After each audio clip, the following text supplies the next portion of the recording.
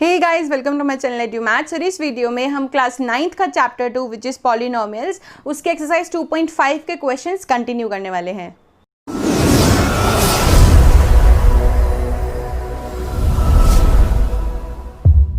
Question number 12 तक हम already complete कर चुके हैं प्रीवियस वीडियोस में। अब हमें करना है question number 13। So question number 13 is very important first of all, और इसमें आपको ये चीज़ें, ये जो स्टेप्स होंगे इस क्वेश्चन के, वो आपको माइंड में रखने पड़ेंगे, और वो जब ही हो सकेगा जब आप इस क्वेश्चन की 5 से 10 बार अच्छे से प्रैक्टिस कर लेंगे। तो क्वेश्चन है, if x plus y plus z is equal to 0 show that x cube plus y cube plus z cube is equal to 3xyz। अगर हमारे पास x plus y plus z जो है वो 0 गिवन है, तो हमें प्रूफ करना है कि x cube plus y cube plus z cube जो है वो 3xyz के इक्वल है। ठीक है, अब ये किस तरीके से होगा, सिर्फ हमें इस चीज़ को, इस टर्म को लेके चलना है और इस टर्म में चेंजेस लाने हैं कि किसी भी तरीके से हमारा आंसर ये आ जाए। ठीक है, सो सबसे पहले x प्लस वाई प्लस z इज इक्वल टू 0 हमने लिख लिया। अब उसके बाद क्या करना है, ये जो z है ये ले जाइए दूसरी साइड 0 के पास, तो प्लस z इधर जाके हो गया माइनस z। ठीक है, ये पहला स्टेप था कि हम z को उधर ले गए। ठीक है, उसके बाद क्या करना है, cubing on both sides, bracket में लिख देती हूं क्यूबिंग ऑन बोथ साइड्स, यानी कि दोनों जगह हमें क्या करना है, क्यूब, होल क्यूब। एक जगह होल क्यूब होगा, एक जगह नॉर्मल क्यूब होगा। x प्लस वाई का होल क्यूब की आइडेंटिटी लगानी है, x cube plus y cube plus 3xy bracket में x plus y is equal to minus z का क्यूब। ठीक है, क्योंकि ये माइनस जेड का क्यूब माइनस जेड का क्यूब ही होगा, क्योंकि माइनस जेड को यदि आप 3 बार मल्टीप्लाई करेंगे तो आंसर आपका माइनस जेड, माइनस तो 2 कट गए, एक माइनस बच गया, z z z is Z cube. ठीक है, उसके बाद अब देखिए क्या करना है, इसको हमें वापस यहीं पे लेके आना है। किस तरीके से, x cube plus y cube, और ये जो माइनस जेड क्यूब है वो आप ले आइए यहाँ, plus z cube plus 3xy। अब यहाँ पे एक चेंज आएगा, यहाँ तो आ गया 0 क्योंकि हम इस माइनस जेड क्यूब को वापस से ये यहाँ पे लेकर आ गए, x cube plus y cube plus z cube. यहाँ पे एक चेंज आएगा, वो क्या होगा, यहाँ पे हमने क्या किया था, x plus y plus z को, हम z को दूसरी साइड ले गए थे, तो हमारा आंसर आ गया था x plus y is equal to minus z. X plus y is equal to minus z आ गया था, तभी हमने उसका होल क्यूब किया था। ठीक है, अब x प्लस वाई किसके इक्वल है, माइनस जेड के, तो ये x प्लस वाई जो है इसकी जगह हम लिख देंगे माइनस जेड।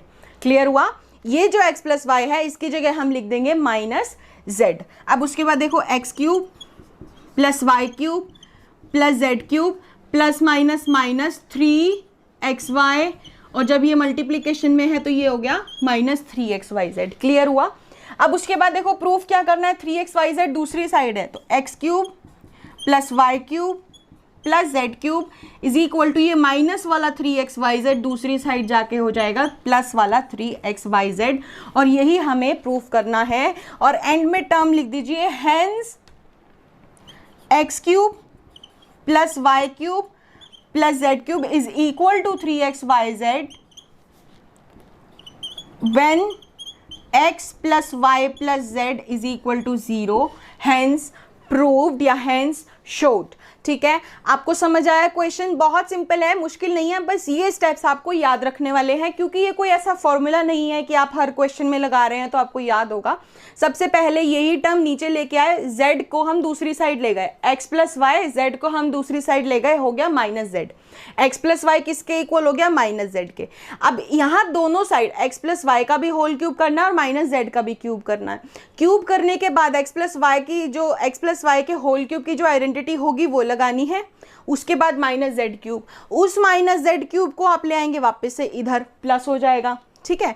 अब उसके बाद 3xy एज इट इज, जो यहाँ जो हमारी आइडेंटिटी के अंदर ही x प्लस वाई होता है उसकी जगह हमने लिख दिया minus Z, because minus Z किसके इक्वल है, x प्लस वाई के, तो हम x प्लस वाई की जगह लिख सकते हैं इसको। ये हम मल्टीप्लाई करेंगे तो -3xyz हो जाएगा, -3xyz उधर जाके प्लस में कन्वर्ट हो जाएगा और हमारा आंसर आ जाएगा कि हमने यहाँ से शुरुआत की और हम शो कर दिया हमने एंड में कि x³ + y³ + z³ is equal to 3xyz। अब आगे जाके कहीं भी क्वेश्चन किस तरीके से आते हैं, x³ + y³ + z³ आता है तो हम उसकी जगह 3xyz लिख सकते हैं। So now guys, question number 14 is, without actually calculating the cubes, find the value of each of the following। हमें दो पार्ट्स गिवन है जिसमें हमें -12³ + 7³ + 5³ तीन चीज़ों के क्यूब करने हैं। अब हमें इसमें बोला गया है कि हमें मल्टीप्लिकेशन करके क्यूब नहीं निकालने, तो हम कैसे निकालेंगे, मतलब एक्चुअली हमने उसको मल्टीप्लाई नहीं करके देखना है। तो अभी इससे पहले ही क्वेश्चन में हमने एंड में एक चीज़ पढ़ी थी कि x³ + y³ + z³ किसके इक्वल होता है, 3xyz के। एंड में हमने यही प्रूफ किया था। अब ये हमें इस क्वेश्चन में अप्लाई करना है, क्योंकि अगर ये देखा जाए x क्या हो गया, x³ x क्या हो गया -12, y³ है तो y क्या हो गया 7, z³ है तो z क्या हो गया 5, ठीक है। अब x³ यानी कि -12 का क्यूब + 7 का क्यूब + 5 का क्यूब किसके इक्वल है, 3xyz के। x की जगह लिख दो -12, y की जगह लिख दो 7 और z की जगह लिख दो 5। ये मल्टीप्लाई करना है अब हमें, ये नहीं करना क्योंकि ये तो हमें एक्चुअल में मल्टीप्लाई करना ही नहीं है, हम इसकी वैल्यू निकाल रहे हैं, ठीक है। तो सबसे पहले इसको मल्टीप्लाई करते हैं, मल्टीप्लाई करके देख लेते हैं। 36 × 35, 5 6 = 30, 5 3 = 15, 16 17 18, 3 6 = 18, 3 3 = 9 10, ठीक है। 1260 क्या आएगा, 1260, लेकिन नेगेटिव में, क्योंकि एक नेगेटिव है और एक पॉजिटिव है, ठीक है, समझ आया। यानी कि हम इनका तीनों का क्यूब करें और उनको प्लस करें, उससे बेटर ये है कि अगर x³ + y³ + z³ की फॉर्म में होता है तो हम उसको सिंपल से 3xyz कर देंगे, जहाँ पे x की वैल्यू होगी जो पहली टर्म है, y की वैल्यू होगी जो दूसरी टर्म है और z की वैल्यू होगी तीसरी जो टर्म है। लेकिन कंडीशन ये होती है कि तीनों का क्यूब ही होना चाहिए, कुछ ऐसा नहीं है कि उनका होल क्यूब है, होल क्यूब नहीं होना चाहिए, सिर्फ अलग अलग क्यूब होने चाहिए, तो ही ये उस पर कंडीशन अप्लाई करती है। अब अगर आप इन तीनों का क्यूब करने के बाद उनको प्लस करके देखेंगे तो आपका आंसर -1260 1260 ही आएगा। So let's move to the next part, वो भी सेम ही क्वेश्चन है। Again x³ + y³ + z³ is equal to 3xyz होता है। ये आपको याद रखना है, एक तरीके से आप मान लीजिए कि ये आपकी आइडेंटिटी बन चुकी है। x हो गया 28, y हो गया -15, z हो गया -13। ध्यान क्या रखना है कि माइनस अगर साथ में है तो माइनस भी लेना है कॉमन, ठीक है, ज़रूरी होता है। अब उसके बाद हमें निकालना है 3xyz, क्योंकि x³ + y³ तो हमने लिख दिया है ऊपर, यहाँ पे मैं लिख देती हूँ 28 का क्यूब + -15 का क्यूब + -13 का cube is equal to 3xyz होता है। x है 28, y है -15, z है -13, ठीक है। अब क्या करना है इसका, हमें मल्टीप्लिकेशन करना है। तो सबसे पहले 3 यहाँ पे लिख देती हूँ मैं, आपको दिख जाएगा, 3 × 28 × -15 × -13, ठीक है। 3 8 = 24, 3 2 = 6 7 8, ठीक है। मल्टीप्लाई -15 मल्टीप्लाई -13, ये माइनस से माइनस तो कैंसिल ही हो गए। अब मल्टीप्लाई करते हैं 84 को, 15 को और 13 को। सो लेट्स मल्टीप्लाई हेयर, ठीक है। 84 × 15 करना है, लेट्स डू इट हियर। 84 × 15, 5 4 = 20, 5 8 = 40, 42, 1 4 = 4, 1 8 = 8, 0 6 2 1। तो 1260 इन दोनों को मल्टीप्लाई करके आ गया 1260। अगेन इसको हमें मल्टीप्लाई करना है 13 से, ठीक है। 1260 को हमें मल्टीप्लाई करना है 13 से। 3 0 = 0, 3 6 = 18, 3 2 = 6 7, 3 1 = 3, 0 6 2 1, 0 8 13 6 1, 16380। तो आंसर विल बी 16380। अब अगर आप इन तीनों का क्यूब करेंगे अलग अलग से और उनको प्लस करेंगे तो you will get 16380 as an answer. और बहुत सिंपल क्वेश्चन है, कोई इसमें कुछ भी ऐसा नहीं है कि सबका क्यूब करना है, कोई आइडेंटिटी लगनी है, XYZ की वैल्यू आपके पास है ही, बस उसमें 3 मल्टीप्लाई कर देना और you will get your answer. So now guys, question number 15 is give possible expressions for the length and breadth of the following rectangle in which their areas are given। See, दो part हैं, दोनों में क्या है, rectangle का एक area given है, ठीक है। हमें इसमें निकालना है कि लेंथ और ब्रेथ क्या हो सकती है, ठीक है। तो लेंथ और ब्रेथ निकालने के लिए हमें दो चीज़ें निकालनी है, लेंथ और ब्रेथ, यानी कि इसको हमें फैक्टराइज करके दो ब्रैकेट्स में लेके आना है ताकि एक ब्रैकेट लेंथ कहलाए और दूसरा ब्रैकेट ब्रेथ कहलाए। तो जब भी क्वाड्रेटिक इक्वेशन है, स्क्वायर है, इसके ऊपर हाईएस्ट जो डिग्री है, तो इसके लिए हमें क्या करना है, इसको middle term splitting. Middle term splitting के लिए मैंने कुछ आपको स्टेप्स बताए थे, अगर आपने वीडियो नहीं देखी है तो आप मिडिल टर्म स्प्लिटिंग की जो एक सेपरेट वीडियो है उसको देखिए, उसमें आपको मिडिल टर्म स्प्लिटिंग काफ़ी अच्छे से समझ आ जाएगी। तो मिडिल टर्म स्प्लिटिंग किस तरीके से होती है, देखो हम टर्म्स को नेम दे लेते हैं, पहले फर्स्ट टर्म, सेकंड टर्म और ये हो गई हमारी थर्ड टर्म, मतलब हमने अलग अलग कर लिया। अब स्टेप्स क्या होते हैं, ध्यान से देखिए। क्या करना होता है कि सबसे पहले फर्स्ट टर्म और थर्ड टर्म को करना होता है हमें मल्टीप्लाई, यानी कि 25 को हमें मल्टीप्लाई करना है 12 से। तो 25 को पहले 12 से मल्टीप्लाई कर लेते हैं। 2 5 ज़ा 10, 2 2 ज़ा 4 5, 1 5 ज़ा 5, 1 2 ज़ा 2, तो ये हो गया 300।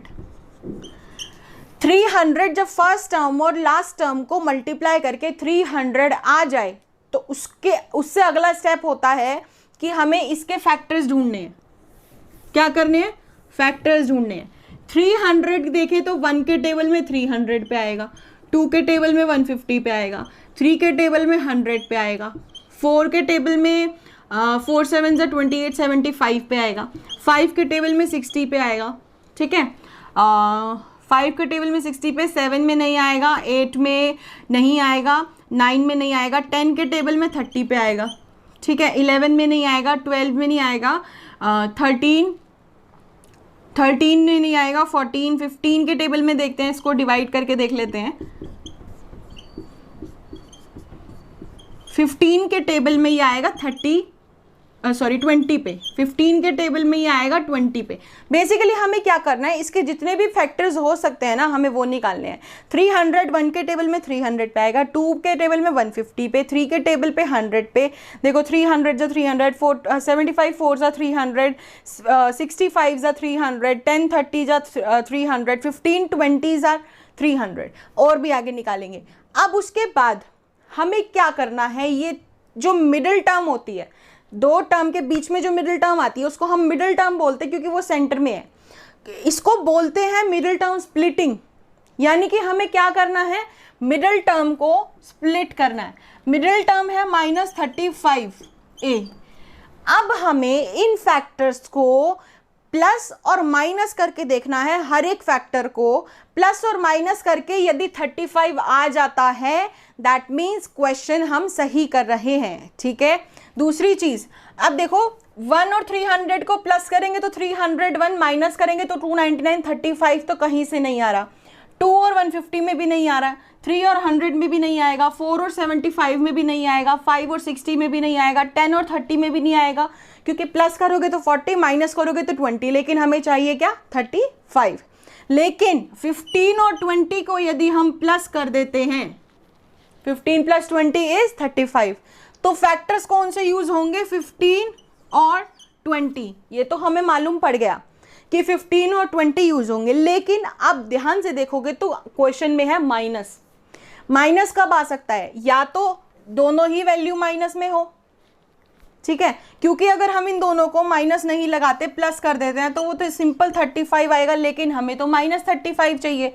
माइनस के लिए क्या होता है, माइनस माइनस प्लस होता है, लेकिन साइन माइनस का होता है, तो हम यहाँ लगा देते हैं दोनों साइड माइनस, ठीक है। अब देखो माइनस माइनस प्लस, 15 + 20 इज 35, ठीक है।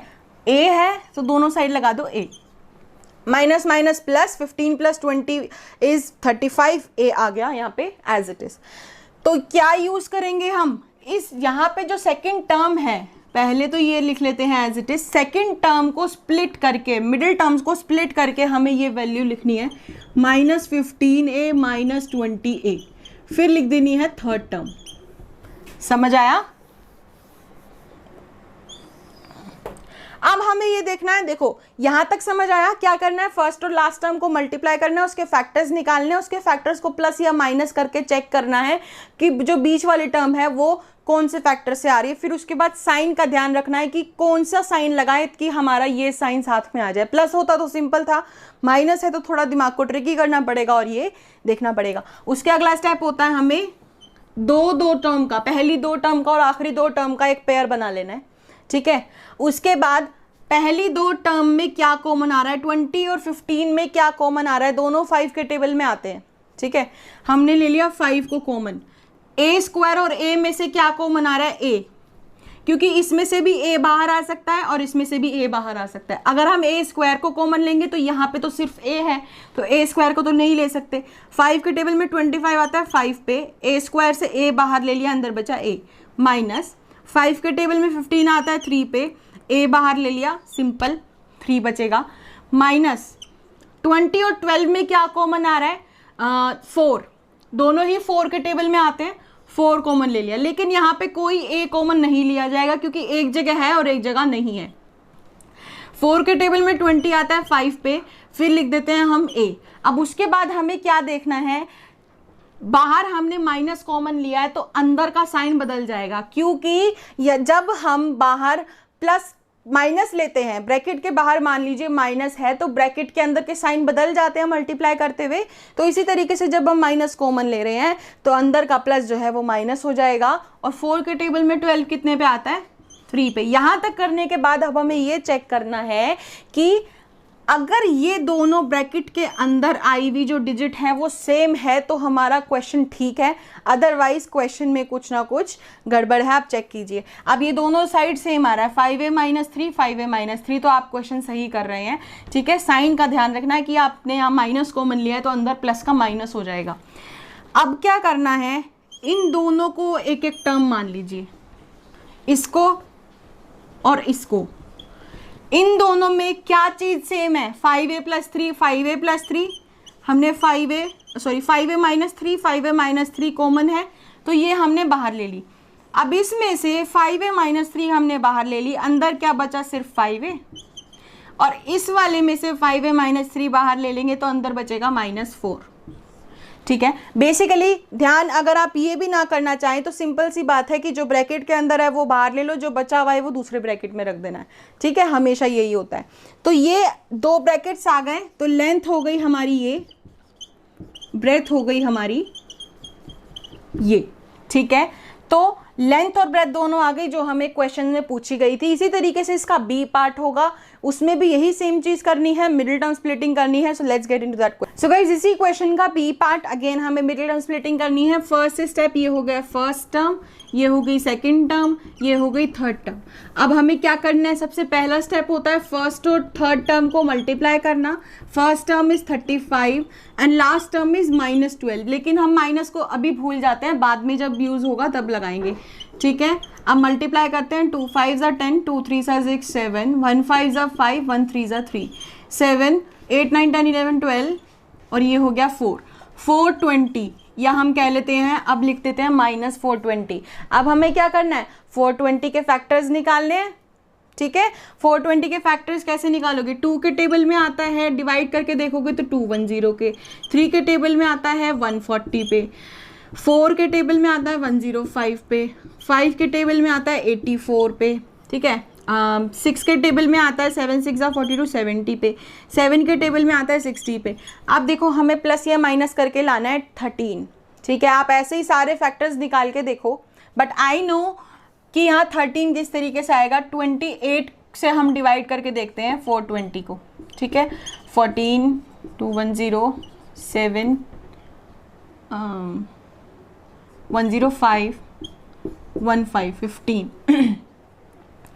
तो ये हो गया 28 इंटू 15। आप जब फैक्टर्स निकाल के देखोगे कि 7 के टेबल में, 8 के टेबल में, 9 के टेबल में, 10 के टेबल में, 11, 12, 13, 14, 15 पे पहुंचोगे तो आपको नजर आएगा कि 28 और 15 को माइनस करके 13 आता है। ठीक है, यानी कि दो फैक्टर्स जो यूज होंगे, ये टाइम ना वेस्ट हो, इसीलिए मुझे मालूम था कैलकुलेशंस, माइंड कैलकुलेशन के थ्रू कि इसमें ये आएगा, सो मैंने इसीलिए डायरेक्टली कर दिया। 28 और 15 है। अब मिडिल टर्म जो है वो यहाँ लिखो।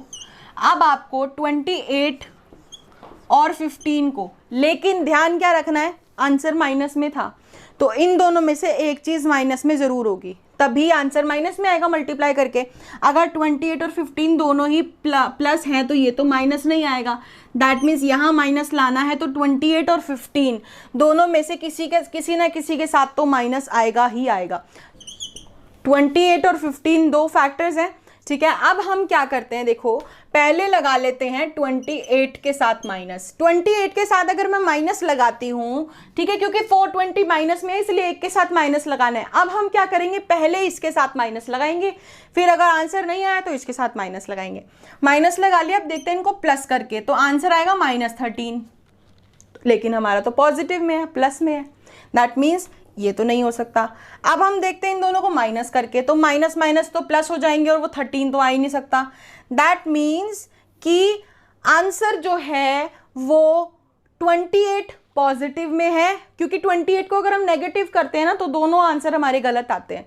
अब हमने 15 को नेगेटिव कर दिया, 28 - 15 इज 13, आ गया आंसर पॉजिटिव। 28 बड़ा है, बड़े वाले के साथ साइन प्लस का है तो आंसर आ गया पॉजिटिव में। अब आपको बीच वाली टर्म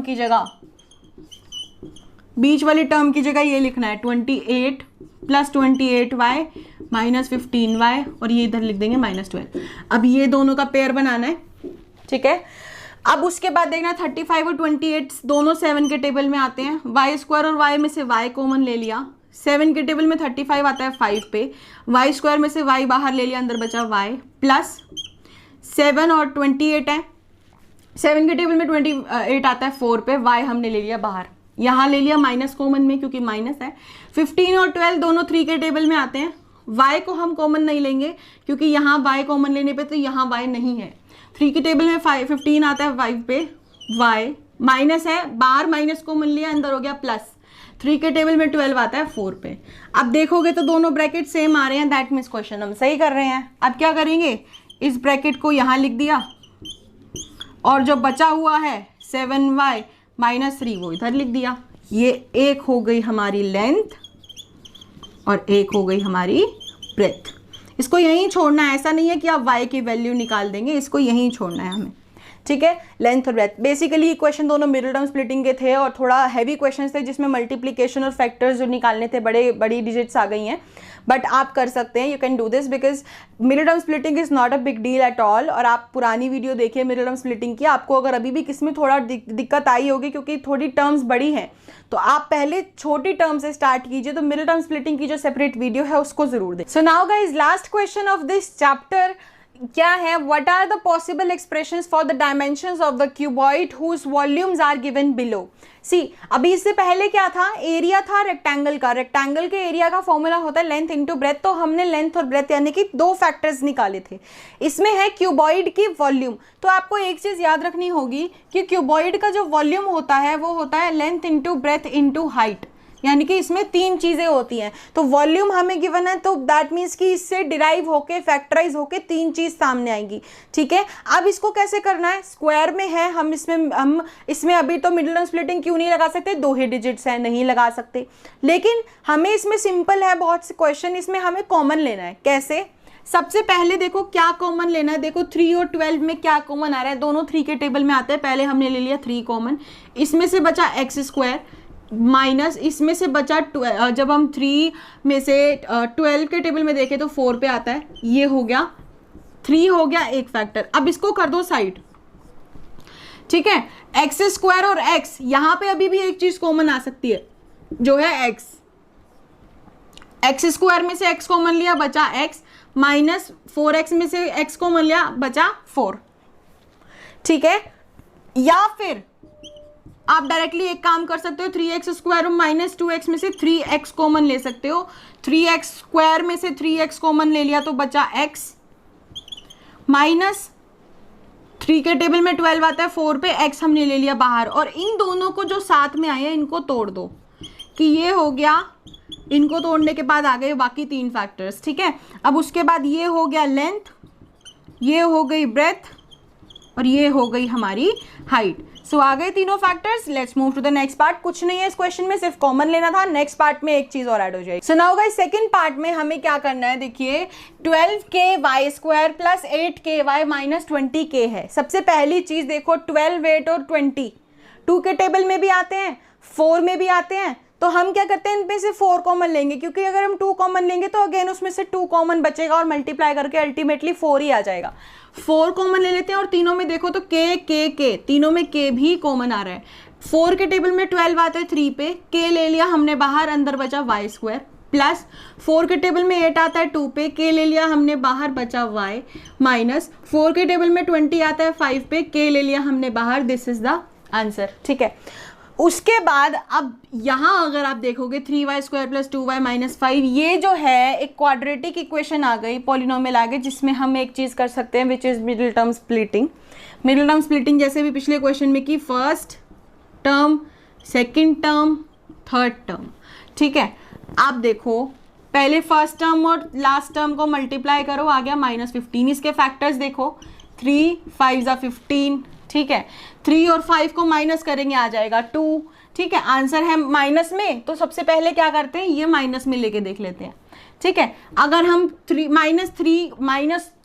को माइनस में लेते हैं और इन दोनों को प्लस करते हैं, plus minus minus 3, 5 minus 3 is 2, 5 बड़ा है और बड़े वाले के साथ साइन प्लस का है तो आ गया +2, और हमें चाहिए +2। दैट मीन्स -3 और +5 दो फैक्टर्स होंगे, साथ में लगा दो y, ठीक है। मिडिल टर्म्स में 4 के तो अब हम यहाँ लेके चलेंगे, ठीक है। 3y स्क्वायर, 2y की जगह हमने ये लिख दिया -3y, क्योंकि हमें मिडिल टर्म स्प्लिट यानी कि जो बीच वाली टर्म है उसको स्प्लिट करना था, ठीक है। 4 के ये दो और ये दो, दोनों में से इस वाले में से 3 कॉमन आ रहा है और y, 3 बाहर ले लिया, y स्क्वायर का y बाहर ले लिया, अंदर बच गया y, माइनस 3 बाहर ले लिया, y भी बाहर, अंदर बचा 1, प्लस इन दोनों में 5 कॉमन आ रहा है, y अंदर बच गया, 5 बाहर ले लिया, माइनस 5 बाहर ले लिया तो बच गया 1, ठीक है। तो 4 के 3y, पहले ये देख लेते हैं, y minus 1, y minus 1, 3y plus 5, आ गए 3 फैक्टर्स, ठीक है।